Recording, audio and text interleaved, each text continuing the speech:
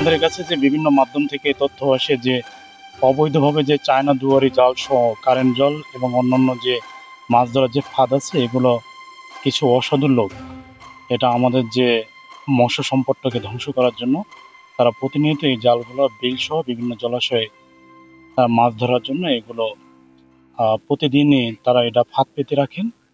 আমরা তারই ধারাবাহিকতায় ইতিপূর্বে এরকম আমরা অনেক অভিযান পরিচালনা করেছি এবং অনেক জাল ধ্বংস করেছি।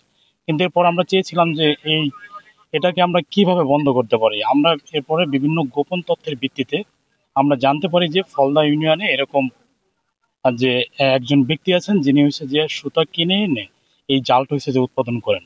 তা তারই ধারাবাহিকতা আজকে আমরা এখানে এই তথ্যের ভিত্তিতে গোপন তথ্যের ভিত্তিতে এখানে আসি।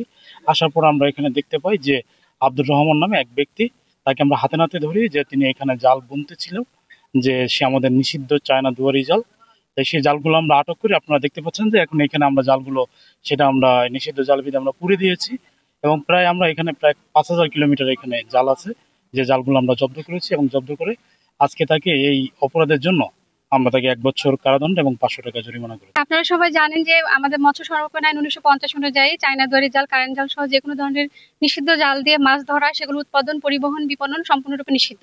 তো এই মর্মে আমাদের উপজেলা প্রশাসন এবং উপজেলা মৎস্য দপ্তরের হতে আমরা প্রতিনিয়তই মাইকিং করে, লিফলেট দিয়ে সচেতন করার জন্য। তারপরে কিছু অসাধু লোক দেখা যায় খালে, বিলে, নদীতে চায়না দুয়ারি জালগুলো ব্যবহার করছে এবং এই জালগুলো আমাদের মাছের জন্য, বিশেষত দেশীয় প্রজাতির ছোট মাছের জন্য কিন্তু মারাত্মক ক্ষতিকর। কারণ এই জালগুলোতে ছোট মাছের ডিম থেকে শুরু করে ছোট মাছ সম্পূর্ণরূপে ধরা পড়ে এবং অদূর ভবিষ্যতে দেখা যাবে আমরা যদি এটা বন্ধ না করি আমাদের মৎস্য সম্পদ কিন্তু বিলুপ্তির মুখে পড়বে।